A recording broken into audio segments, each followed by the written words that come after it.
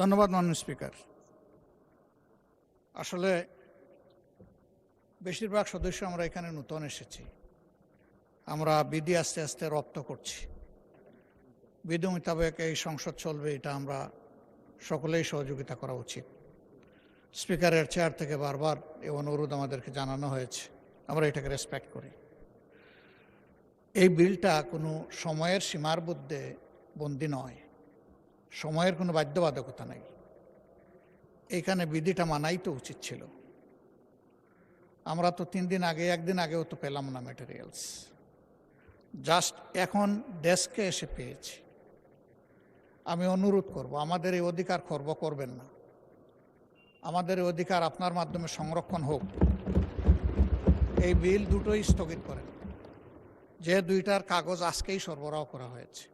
আমি আবারও বলছি, এটা সময়ের মধ্যে সীমাবদ্ধ নয়। আরও অনেক বিল এই সংসদে আসবে, এটাই স্বাভাবিক। বিল আসবে, আইন সংশোধন হবে, আমরা এগিয়ে যেতে হলে এগুলো লাগবে। কিন্তু যেখানে যেটা প্রযোজ্য সেটা হওয়া উচিত। যেহেতু এর কোনো সময়সীমা নেই, এই জন্য এটা পরবর্তী অধিবেশনে আনা যেতে পারে। আমি অনুরোধ করব যে এই আলোচনা এখানেই স্থগিত করা উচিত। থ্যাংক ইউ মাননীয় স্পিকার।